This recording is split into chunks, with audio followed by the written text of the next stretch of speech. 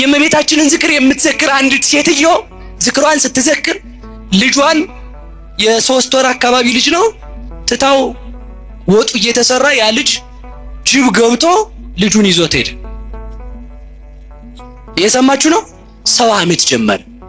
ሳይገባት የእመቤታችንን አትሙ ብያችኋለሁ። እውነቴን ነው። ስለ ሐሜት አሁን አላስተምርም። በቃ ልትፈው ሲያማት ቆይቶ ሴትዮዋ ምን ትላለች መሰላችሁ? ልጅሽን ጅብ ወስዶታል እኮ አትፈልጊም ሲሏት እመቤቴ ታውቃለች። እስኪ በሉላችሁም እመቤቴ በሉ ታውቃለች። ማን ያውቃል? በቃ እመቤቴ ታውቃለች።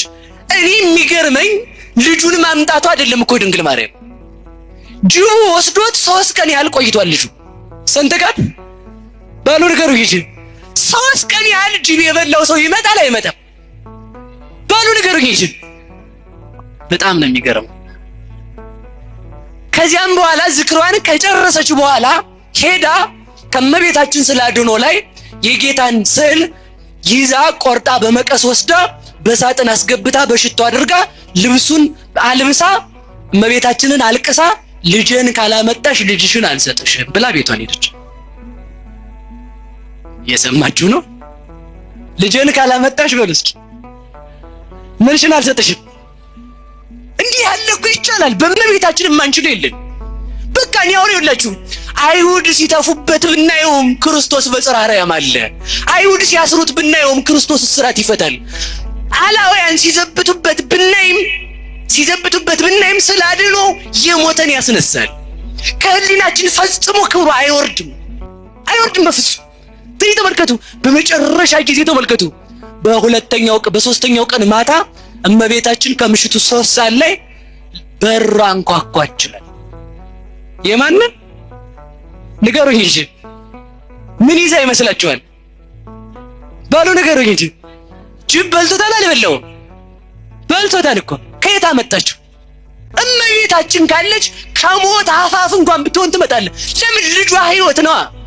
እመቤታችንን ከያዝክ በሽተኛም ብትሆን ትድናለህ። ለዚህ ነው አባ ጊዮርጊስ ምን አለ?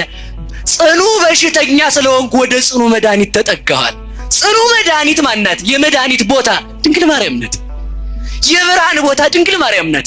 የእውቀት ቦታ ድንግል ማርያም ናት። የኃይል ቦታ ድንግል ማርያም ናት። ስለዚህ ተመልከቱ። ከዚያም በኋላ ልጇን አምጥታ ለሴትዮዋ ሰጠቻት። ሴትዮዋም ልጁ የጌታን ስዕል አድኖ ከሳጥኑ አውጥታ ለእመቤታችን ሰጥታ ሰገደችላት ይላል። ከሞት የሚያስነሳ ስዕል አለን። ክብር ለድንግል ማርያም ይሁንልን። ስለዚህ ተመልከቱ። ልጇ የዘላለም ንጉስ፣ እሷ የዘላለም ንግስት ስለሆነ ተመልከቱ። ከተራራው የወረደው ድንጋይ በዓለም ላይ የሚኖሩ ከሃዲያንን ሁሉ ፍርድ ሰጥቶ የሚፈርድበት ቀን አለ። እግዚአብሔር ቢዘገይም የሚቀድመው የለም። ለኛ ግን ወዮልን። በቤቱ ተቀምጠን ደሞዝ ሲያንሰን የምንጮህ፣ የቤተ ክርስቲያን ክብር ሲነካ ዝም ብለን የምንጋደም፣ ሌላ የግል ጥቅማችን ሲነካ ያዙ ይልቀቁኝ የምንል፣ ለድንግል ማርያም ስዕል ለቤተ ክርስቲያን ስዕል ያልኖር ለኛ ግን ወዮልን። እግዚአብሔር መውጫውን እንዲሰጠን መልካም ፈቃዱ ይሁንልን። ስለዚህ ስዕል አድኗችንን እዚህ ላላችሁ ሰዎች ከአስፓልት ላይ ስዕል አትክሱ። ልብሰ ተክህኖውን ደግሞ መጥቷል። በመቀስ እየቆረጡ ስዕሉን አክሊሉ ላይ ክንፉ ብቻ። እንዲህ አይነት ስዕል እንደው ለምን የምትገዙት እናንተ? አይታችሁታል አይደል? የግሪክ ነው የሚባለው ልብሰ ተክህኖ ክንፉ አንገቱ ብቻ ተቆርጦ መላኩ እዚህ ላይ አክሊል ሆኖ ክንፉ ብቻ ተቆርጦ መላኩ እዚህ ጋር ብቅ ብሏል ማለት ነው። እንደዚህ አይነቱን ሁሉ ማስከበር አለብን። በአንድነት እንድንቆም መድኃኔዓለም ይርዳን። ድንግል ማርያም በሉ፣ እጃችሁን አወጣችሁ። ድንግል ማርያም ለአንድነት ሰብስባናለችና አንለያይም። ምን አላችሁኝ?